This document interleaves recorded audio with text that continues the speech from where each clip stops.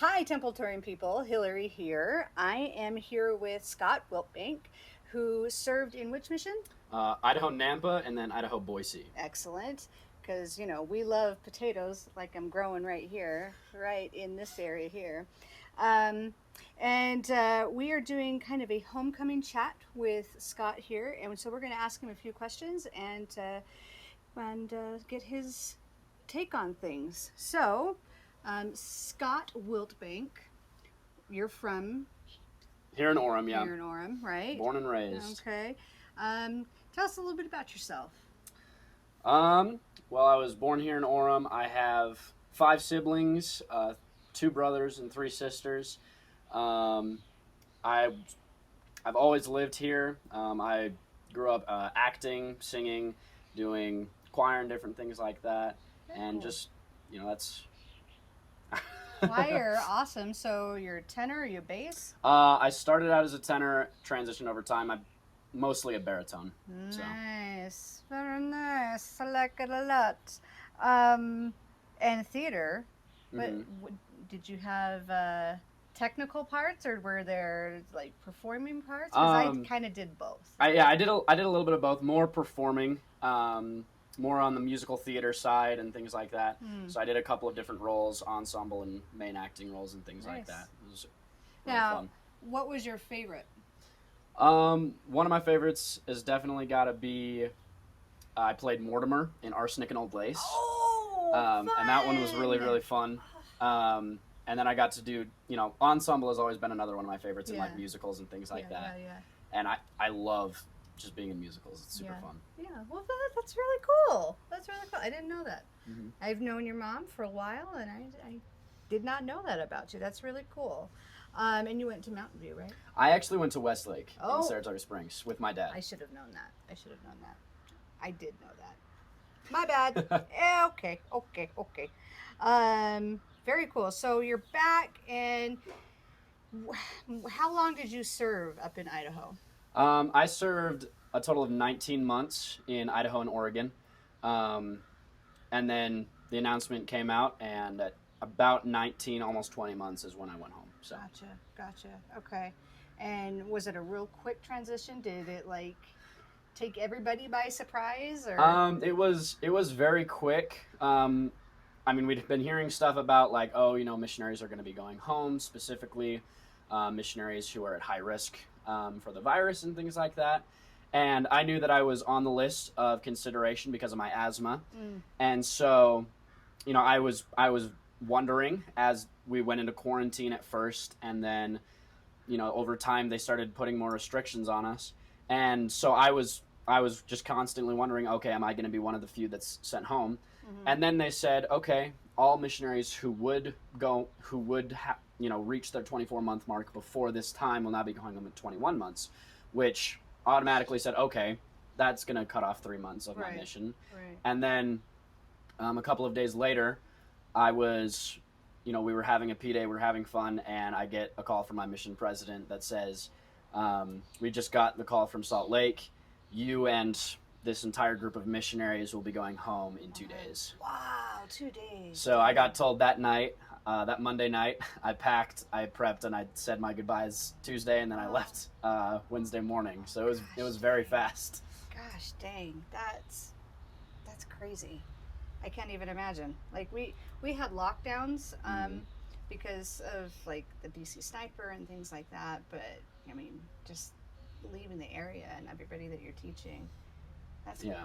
that's kind of heartbreaking. It was hard because that 2 weeks before I actually got the call that I was going home, we were stuck inside with Yeah. not very much to do because I was at the very beginning of people going into quarantine. So missionaries were still being told like, okay, these are some of the things that we can do. So we were still learning, trying to find out, okay, how can we use different tools effectively, Mm, and so that was hard because I was, it was just that transition phase of okay, how do we do missionary work in this lockdown, yeah.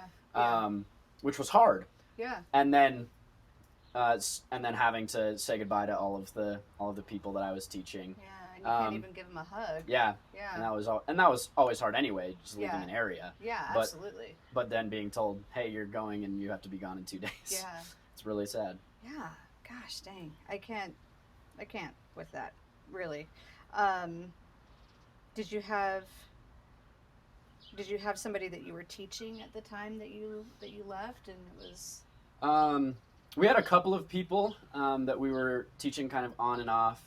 Um, I had some people in previous areas that were, getting close, but as in my final area, we had one or two people that we were, consistently getting over and trying to teach. We had a brand new person that had just moved into the area, and we had really started teaching them and started to click. And yeah. then they, it was really sad because the church said, "All right, you can't go into the church buildings." And of course, the lesson that we'd had the night before, we'd invited them, and he'd Right. committed to going to church. Oh And gosh. so we had to Oh text gosh. him and be like, "Hey, Sorry. sorry, you can't Go come to to church church. because we don't have it." And so it was really really sad because Oh we my were like, gosh. what are we gonna do? We tried to get him to church, and Right? he And it just says couldn't come. visitors welcome. Everybody's welcome, and nobody's welcome No right one's now. welcome now. Yeah. But so Oh. that was disappointing. Yeah, But for sure. it's what's gonna happen, and Right. yeah. Yeah, and the Lord knows, and that's I was talking to somebody last night about that. This, you were put in an area for a reason at a certain time, and you're pulled out at a certain time, and we all know that God knows what's going on, and it's according to His timing, and whatever contact that you had with that person was right for that time, and it will be right in the future, and just have to put a lot of faith and trust in Him. I think that that's probably being tested for everybody right now is faith and trust in God's timing and what He's doing. So, Yeah, yeah, absolutely. It's a lot of things have happened in the past couple of months, and it's we have to learn to accept and know that things are going to happen, and we just have to move forward with it. yeah, yeah. Oh, I love that. Okay, good faith. Love it, love it, love it. I kind of want to backtrack a little bit. Before COVID, before the world changed as we know Mm. it, when you received your call, there was something significant about that, and I kind of want you to touch on that if you wouldn't mind. Yeah, for sure. Yeah. So my mission call was very unique. It was, or at least it was for me. I guess technically there's a lot of people that go through the same thing. But for me, I waited about 2.5 months from the time that I submitted my call to when I actually received my call because of different things that the church had to go through. And then when I did receive my call, it wasn't for a typical 2-year mission. My mission call was a 3-month trial mission, and where I basically went somewhere local, Idaho, and I served a period of 2 months. And as opposed to what would normally happen, which is you go 2 months or 3 months with one trainer in one area, they instead had me in two separate areas with two separate trainers so that I could get a different and unique perspective. Yeah. And that two transfer mission was, is something that I found incredibly valuable. Sure. The purpose of it was, for me to see if I was able to fully complete a 2-year mission. And it's for anyone who has any mental, physical, or emotional problems that might affect their mission service.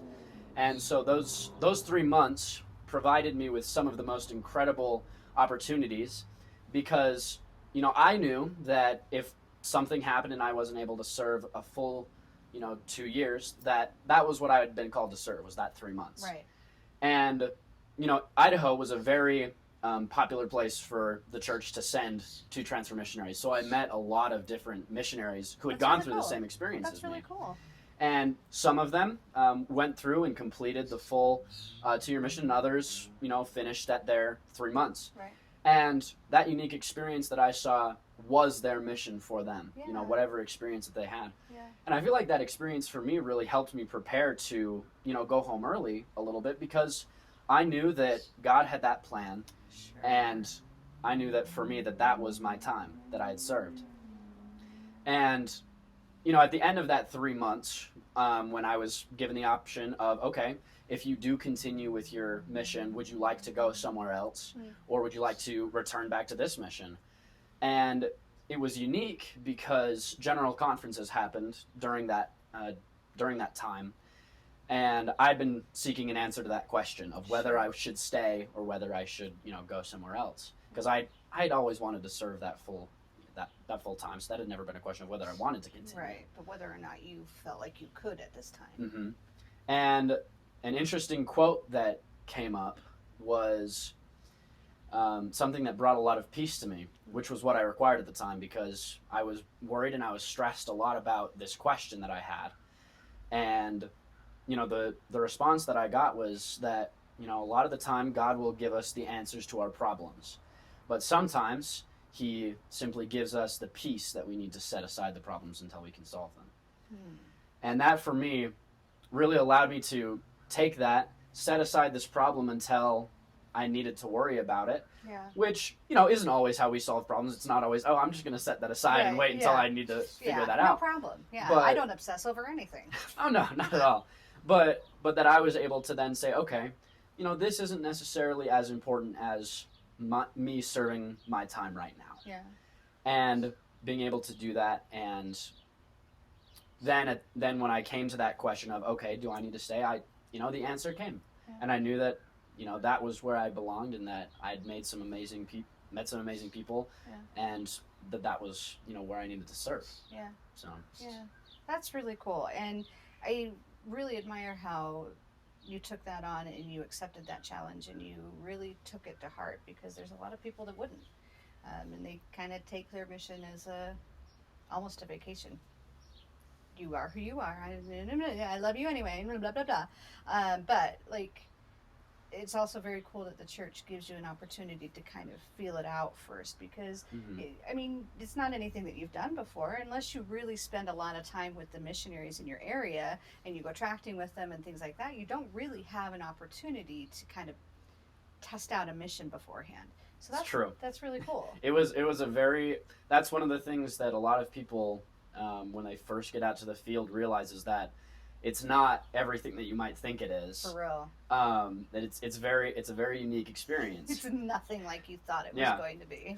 And and the experiences that I went through over the first month were probably some of the hardest, of adapting what I had originally thought a mission was to, okay, this is what it actually is. Yeah. And that was enlightening to me, to then go into the rest of my mission knowing, okay, now I know this. Yeah. Yeah. Now I know, okay, this is what it really is. Yeah. And it's okay. Yeah. And it's good. Yeah. And different is good. Like most things in our lives, when we have that picture of what we think it's going to be and Heavenly Father makes it into something different, it usually ends up better than what we had pictured in our minds, you know? Now, I want to touch on this because I feel like it can be an inspiration to other people. So we'll touch on it lightly and then we'll kind of move forward. But tell us why it was that you had that opportunity to preview the mission. Yeah. So, over the course of my mission, I realized a couple of different reasons. Some of them, the rest of them spiritual, but the reason that I was chosen for A2 transformation was in 3rd grade, I was diagnosed with Asperger's syndrome. Actually, no, 5th grade. I lied. It was 5th grade. In 5th grade, I was diagnosed with Asperger's syndrome, which is a form of autism. And I was diagnosed as fairly high functioning, but there were things that I struggled with. I struggled connecting with people. I struggled on just different emotional levels. And overall, sometimes I would have problems working with groups and, finding emotional connection and being able to understand and have empathy with people a lot of the time. Sure. Over time, I was able to develop different strategies that I could use to be able to connect with people and be able to understand how people were feeling. But obviously, that's something that's very, very important as a missionary, is being able to have that emotional connection with people, being able to understand social cues and things like that. And so for me, going into that A2 transformation, knowing, okay, this is what I've struggled with in the past. Mm-hmm. This is what I need to make sure that I'm working on. Mm-hmm. And so that's the reason why I was called on a true transformation, at least physically. Sure. And then spiritually, for me, I feel like, number one, if I didn't know that I was going to be called somewhere very close to home, when I first get the call of, okay, you're going to Idaho, and I'm like, okay, I'm 5 hours from home. I could take a mission car and drive, be there and back in a P-Day. Right. But knowing that, okay, I'm going to be called somewhere close to home. I'm going to be going for those little bit. It helped me emotionally, Sure. knowing that. Yeah. And then the fact that I got two different people that got to train me, and I got two different areas at first, was something that changed the rest of my mission. Sure. Because I went back to that first area Mm-hmm. a year later and got to talk to some of the people and serve different people there again. And then that second area that I served with was one of the most incredibly spiritual times of my mission. That was where I had my first baptism, and I got to teach some of the most incredible people, and just really see the purpose of being a missionary. Just really see the joy that comes from sharing what I've had my whole life with people who may have had the church influence them in different ways, but haven't been members of the church before. Yeah, not the full influence. Yeah, felt the love of Christ, but probably a little bit deeper, I would imagine. I'm pretty darn sure about that. That's really cool. I feel like that was important to touch on because I feel like there's a lot of people who may question and who may wonder whether or not they should serve with any given situation that they may have, whether it be depression or whether it be a physical limitation or whether it's just can they handle a mission emotionally. And I feel like it's important for people to know that there's understanding there, there's compassion there, there's willingness to work with you because you want to serve. And I feel like people need to remember that when they think about serving a mission or pick up a calling in the church, that we want your service and we're willing to do what we need to do to make sure that you can do it to the best of your ability, mentally and emotionally and spiritually. Obviously. Absolutely. I over the course of my mission, I had 13 companions. Yeah. And That's crazy. that was one of the coolest things, was just seeing all their unique personalities. And I had companions with a lot of different struggles in life. Sure. I had companions who had depression. I had companions who had anxiety. I had companions who had learning disabilities. And we've all got something. That's the thing. Is like we think we're isolated. We think we're alone, but we're not alone. We're not isolated. We're pretty much all dealing with something. Let's be honest about that. Absolutely. Yeah. Everyone is always going through some sort of battle, and we can always know that we're not alone. That we know that there's someone out there who's going to love us. Yeah. And the love that I felt for the companions that I struggled the most with sometimes is what made me such good friends with them. Yeah. They are going through something incredibly difficult, and sometimes that allows you to come in and help them, and then when you go through something hard, they are just as willing to come in and help you through that as well. Yeah. And there's no one that's going to be there more for you than those mission companions, your family, during those times when you can't be with them physically, but they're ready and willing to help you emotionally from afar as best they can. Yeah. And you can feel their prayers. I mean, I remember that. I felt people's prayers for me. I felt the power and the love from across the world, essentially. So, yeah, that's a good point. It's a give and take. Missionaries, they're all dealing with something, and you just got to remember that missionaries are human too. Yes, they are called to do the Lord's work, and yes, it is important, but we are all human and we all have things that we're dealing with. So be patient with each other, especially you missionaries in your companionships. Now, I know that some of me and my companions, we had our hard days, definitely had some hard days, but for the most part, I think we had some really good times. Yeah. Some really good times. Now, going back forward to when COVID happened, were you given an option at all to stay? I was not. I was told I was basically told by my mission president. Well, I found out from my mission nurse. It's like you're on one of the lists. As we find out more from the church, you're going to be informed whether or not you're going to be staying. Yeah. And so that was a big stress for me. Yeah. But basically I was informed. Okay, you're on the high risk list. Yeah. we're sorry, but we thank you for your service, Sure. and you know, you're, we're, Yeah. we invite you to think about your time and know that you served Yeah. well.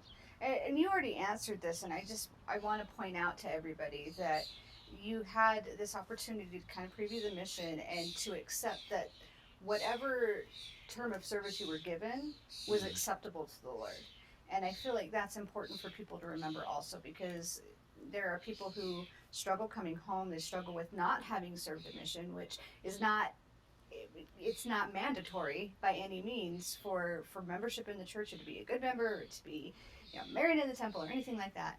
um, and that you had the opportunity to mentally prepare yourself to accept that it may not have been what was anticipated. So you remember in a mission call, it says it is anticipated that you will serve for a period of Mm-hmm. 24 months. And that leaves room for what may happen. It leaves room for emotional issues. It leaves room for family issues. It leaves room for a lot of things. And I think that is providence. I think that's a good thing to remember, that there's flexibility there. Mm-hmm. Yeah, that was one of the good things, because talking to a bunch of the people that night, when the night before we flew home, they brought us all together at the mission home, and we had a devotional. We shared our testimonies with each other, and just talking to some of those people who were preparing to go home, and just hearing their different stories. Whenever the Lord says, okay, you've served your time, and it's time for you to go home, whether you're going home at 2 years or at 3 months because something happened at home, or you're really struggling with anxiety or depression. Those are the times when this is the Lord's plan for me. Sometimes you need to take those experiences, go home and heal, because that's what the Lord needs you to do. He needs you for something else. Yeah, down and the He's line. preparing you for that next step. Absolutely. And if you were to stay, it could sometimes cause more harm than good. That's true. That is true. But just having that knowledge that I know that this is what the Lord needs me to do was something that was at first very hard to accept, but moving forward was something that was very important to me, and to a lot of those missionaries who I know have gone home. Yeah, absolutely. Goodness, this is awesome. I'm so glad we got your perspective on this, because I feel like it's important. So important to have all of these different perspectives. If you had any advice to give to anybody who's waiting to go back into the mission field, or who has yet to serve and is like turning in their papers, wanting to serve, what would you tell them as far as their mission service? Oh man, there's a lot of things. Yeah. Obviously, do the things that you've been taught all your life. Read your scriptures, say your prayers, study, preach my gospel, because that's those are the things that you're going to be doing for the next 2 years. And if you're not prepared spiritually, then it's gonna be hard. Yeah. Because the more that going into this, the more that you'll be able to take out. Yeah. 13 companions. I had a lot of companions who had very varying backgrounds in spirituality. Sure. I had companions who had never read the Book of Mormon before, either right before coming on their mission or on their mission. Yeah. Yeah. Because they made choices in their lives, but then they used the atonement, came back, and they were some of the most incredible missionaries I've ever served with. For real. But if you don't take that time to study your scriptures and to know what you're teaching, then you're going to struggle a lot. Yeah. Yeah. Another big piece of advice is to know that it's probably not going to be everything that you might think it's going to be. And that can be really, really scary. So true. Going in with my trainer, I was like, okay, I don't know what to expect here. I don't know what's happening right now. Because I went in with the mindset, all right, let's go knock some doors. Let's go tract. And then we went to members' houses all day. And we sat around and we would talk and chat with members and talk about different things. And it was all missionary work. Yeah. It wasn't what I had originally thought about missionary work, but everywhere that you serve is going to be different. Yes. Obviously, I served a completely different mission than, say, for example, Sean Anderson. Sure. You know, he's currently serving in Paris and is going through a very different situation. Sure. He's still in quarantine, I think. Yeah, he's very much still in quarantine. And so that was a very different mission, you know, receiving updates from all of my different friends in high school and things like that. I was like, wow, these guys tracked every single day. Every day. And that's all they do. Yeah. And that's what originally I thought, okay, we're going to be tracting, we're going to be teaching lessons, like, 7-10 lessons a week. And we'd be lucky sometimes to get 2 or 3. Right. But, those times that we did have those lessons, was such an incredible experience. Yeah. But, that knowledge that it's not going to be what you think it is, was something that I would definitely give as advice to a lot of people is just know that it's not going to be what you think it is. And that, again, that's okay. Mm-hmm. Just know it's not what you think it's going to be, and that's okay. It's going to be okay. You're going to go through a bit of a learning curve. Yeah. That is most definitely for sure. Very much so. Very much so. Honestly, just one last thing on that is know that you're not always going to get along with every single companion. And that is also okay, because this is what, I think it was a bishop in my mission that told me this. Says it takes all types to build the kingdom. And it really does. They might have skills and abilities with their personality that you may not have, and vice versa. And only you would be able to reach that person that you're teaching, or only they will be able to reach that person that you're teaching because of the traits and personality that they have. And so just know that God loves them too, just as much as he loves you. And it's okay to be different and to accept each other's differences. Mm-hmm. And it's okay to acknowledge the fact that you have differences. Yes! And That's sometimes, not a problem. Honestly, I had a couple of times, with companions on my mission where I went, all right, we need to have companionship a very serious talk. Sometimes it started out very heated. It started out with a little bit of a yelling match because we're guys, that's what's going to happen. It happens. And it happens with the girls too. And at the end of it all, it was, we resolved the issue. Yeah. We were able to move forward, and I loved them more for it. Yeah. Because I knew that I'd gotten out my feelings, because companionship inventory is great, and I loved it. And it was good with companions that I generally got along really well with. And I'd say, oh, this is something, and they'd be like, oh, sorry about that. Like, sure. Like, I'll make sure to do that. But sometimes with your companions that you don't necessarily like, you're not always going to have that, oh, yeah, sure, no, I'll for sure do that. Sometimes it's, yeah, you good? Yeah, I'm good. When you're really not very good. Mm-hmm. But the sooner that you address the problems that you're having, the less you're going to be miserable. For sure. Because if you don't bring up those issues, then it's just going to build up until it does explode. Absolutely. Which can cause a lot of problems. But you're going to have problems with different companions. You're not going to like every single companion. And you're going to love some of your companions. Yeah. But there's always something to learn from every single one of them because they are inspired from God. God knows you need to be in this area with this companion at this specific time. Yeah. With these people that you're teaching. Yeah. And I've inspired your mission president to put you there. And sometimes no matter how many emails you send to your mission president, he's just going to say, all right, you need another transfer. You need to stay in that area for another transfer with that companion because you haven't learned your lesson yet, Elder Wiltbank. And I learned my lesson eventually. I laugh because I feel that on a very deep cellular level. That was, yes, abso-freaking-lutely. Yep. All I could say is amen. Amen. Amen to that. Okay, tell us a little bit about Tasha and the significance of her to your story, and we'll go from there. Oh, man. I love telling this story. This is one of my favorite stories. This was in my second area that I talked about a little bit earlier. This was my first baptism. Tasha was someone that, when I first met, I could just feel the spirit just radiating out of her. I met her on the third lesson. We were teaching the third lesson. And, the first time that I was introduced with her, she told us her story. And it was so unique to me. She had grown up with the influence of the church all around her. She'd had friends invite her to mutual.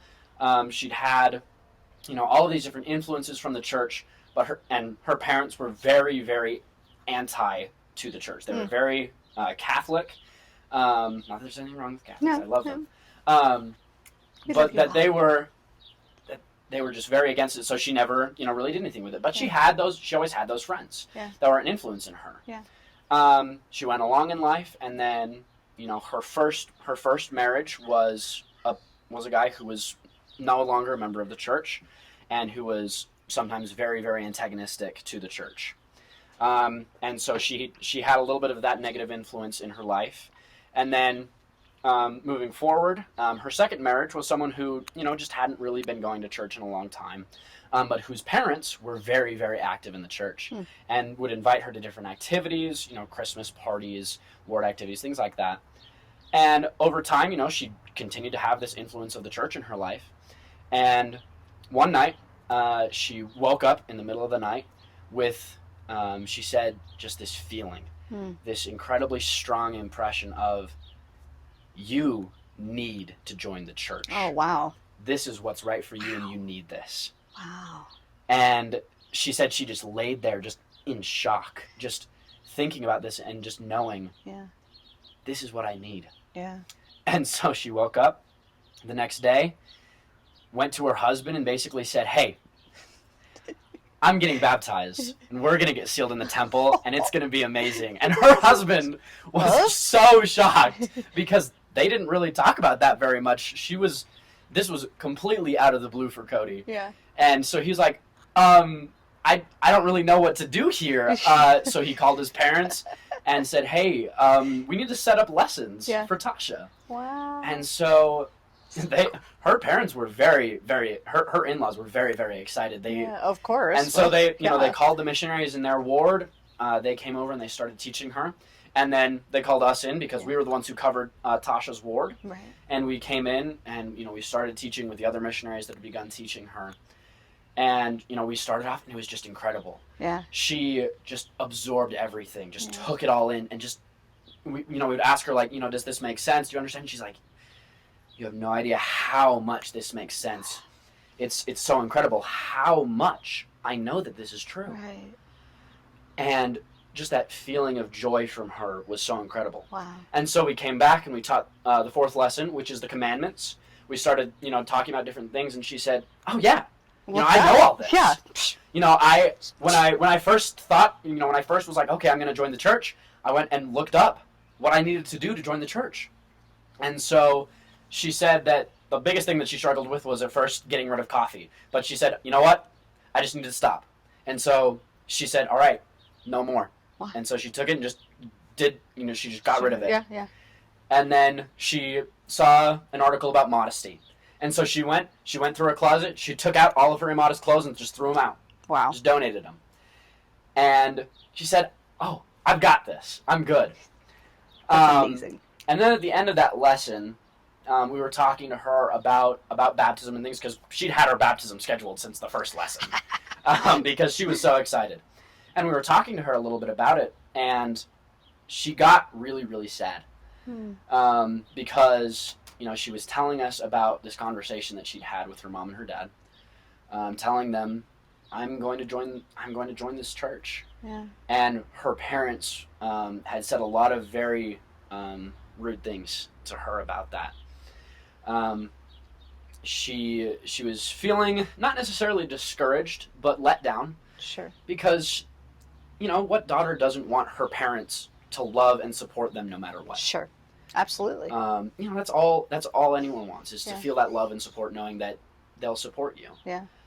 And as she was talking about this, I experienced one of the scariest things that I ever experienced. It was a prompting from the Spirit, something that I don't receive very often, at least in this way, in this manner. Sure. It was just a couple of words, and it just said, promise her that everything's going to be okay. Oh gosh, what a great. And I just turned to her and I said, Tasha, if you follow these steps that we've taught you today, if you follow these commandments, if you go through with this baptism, your parents' hearts will soften. Your light is so incredible. It will soften their hearts, and it will shine to them through that darkness. And that was one of the scariest promises that I ever made, because I had heard her just say how devoutly against this her parents were, and how much they hated everything that she was doing. Yeah. And so telling her, hey, everything's going to be okay, and you're an amazing light, and you're going to shine through that darkness. Yeah. But as soon as I said it, I knew that that was true. Right. And so, cut to a couple of weeks later, we're at her baptismal interview. We're sitting there, the district leader is getting to know her, talking to her before going through the interview, and she all of a sudden lights up and says, I have to show you something. So she runs upstairs in her house, and she comes back down with this quad Book of Mormon, this quad set. And it's engraved with her name and everything. It's really nice. And she says, my mom got this from me. No. Oh my gosh. Oh my gosh. And, she says she says that she's not going to come to the baptism, but she wants me to know that I love her. Oh my gosh. And it was so incredible to know that, that first little thing had gotten through. Just that little light just filled the room of just knowing I knew that was true. Yeah. Look at you. Oh my gosh. Her baptism comes and she's literally jumping up and down. This 34-year-old woman is jumping with joy. Just so excited, so ready. Just the spirit's there. The mission, all the missionaries that have taught her are there. And, we're kind of standing back, getting ready to start and everything like that. And this woman walks through the door that I didn't recognize. And I just see her look over at the door and just burst into tears. Oh my gosh. And just run over and just wrap her in this hug. Oh my gosh. And oh gosh. That was so incredible. I didn't think I was going to need tissues. This is amazing. And her mom came and just saw that. And to be able to stand in front of her as after Tasha was baptized, and to give the first vision lesson and know that this was something that I had promised her, knowing that the Spirit had told me, if you do this, it's gonna come true. It was the most amazing thing. Yeah, spiritually defining moment. And I'd go back and over the time of me leaving that area, coming back to areas surrounding it, because I served in that same town 5 different times, a total of a year, and I would come back and visit and talk to her. And every time I'd go, I'd ask, so how are your parents and things like that, and they'd always be making different steps of progress. Right. Always just moving one step closer. And I really hope that someday that they will continue to have that light. Yeah. And that first day of Tasha going to the temple and doing baptisms for the first time, looking across the font, seeing her holding her names that her in-laws had gotten for her, just knowing I could see her recognize the moment when she felt the spirit of the people that she was doing that work for, realizing that she was now the person helping others receive what she had received a week ago. And then a year later, her husband had overcome his word of wisdom problems that he'd been struggling with for years. Sure. And to see them go through, receive their endowments together, and then to be sealed together and to their 2 youngest kids was just the most incredible thing. And one of the first time that I got to see my first baptism, go through the temple, and know that I saw this entire process, and that's not a gift that everyone gets to see. For real. But it was such a blessing for me to see her go from, just that first lesson that I had with her all the way through baptism, sealing, and now to be doing missionary work, sharing the gospel with her friends, with her parents. Just knowing that I taught her, and in that first 3 months of my mission, in that two transformation, knowing that, and it carries on. If that was the end of my mission, I taught her, and that was my only baptism in that first 3 months. The second baptism that I had was the day that I went home after my first 3 months before coming back, and then just to know that even if she had been the only person that I taught, that I knew that I'd helped at least one person receive that gospel. And she's always forever going to be someone that has completely changed my life. Absolutely. And, there were other people that I taught that have changed my life as well. But I'm obviously Tasha being, that first one that I gave that promise to, that I saw fulfilled, really showed to me that I know that the Spirit influences missionary work. Absolutely. That at any time during my mission, I knew I could rely on the Spirit telling, if I felt a spiritual prompting to invite someone to be baptized, to invite someone to come to church, to offer them this specific piece of condolence, whatever it is that they're going through, that I know that that's from the Spirit, that I know that that's coming from God. And that's going to be something that carries through my entire life. Sure. That's what enabled me to know that, the spiritual prompting that said, hey, this is what your future career needs to be, that I knew that that's what my future career needed to be. And now as, working towards that, I know with a certainty that's what I need to be working for. And it all comes from that one time of knowing and seeing that followed through. That having that faith to act on that prompting will change me for the rest of my life. Absolutely. Yep, absolutely. If you have the courage to act on that prompting, you have no idea how it could change your life. You have no idea, but God knows, and He knows it's going to be better. So, any final thoughts for the folks at home?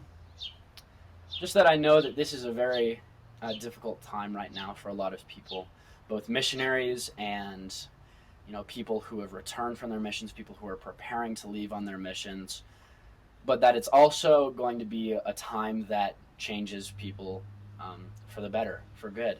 If you let it. Absolutely. That, if we have faith in God, if we follow the counsel of our church leaders, if we follow the counsel of the Spirit at this time, that we'll be able to, go forward, moving through this crisis, and we'll be able to go through this piece of history that people are going to be talking about for the rest of time. And know that we were a part of it, and know that we were able to stay strong through these times and follow God, and just have that incredible Spirit with us.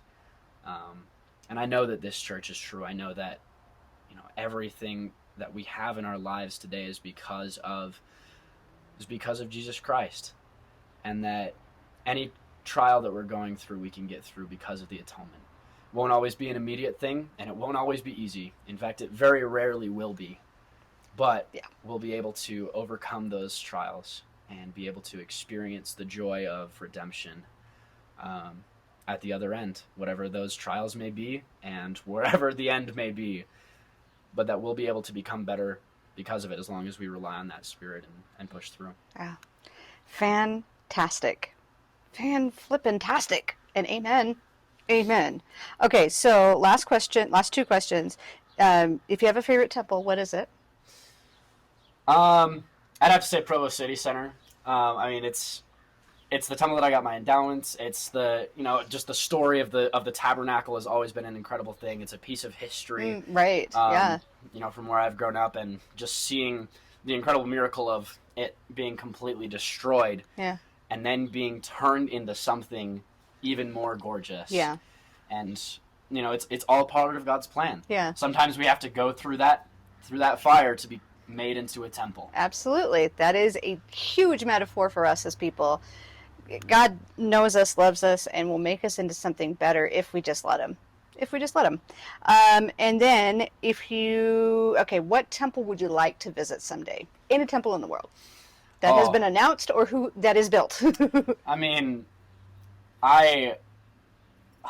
just seeing the Rome, Italy temple. Yeah. Europe has always been somewhere I've wanted to go, and that temple is absolutely gorgeous. Yeah. Just so much history there, and just the beautiful knowledge of this is a huge piece of Christian history, and it's an incredible place to visit. Plus, if I was going to go to the Rome temple, I could also just go to Rome as well. Yeah, there's that. There's that, Rome, Yeah, the rest Rome. of Italy, Absolutely. some pasta.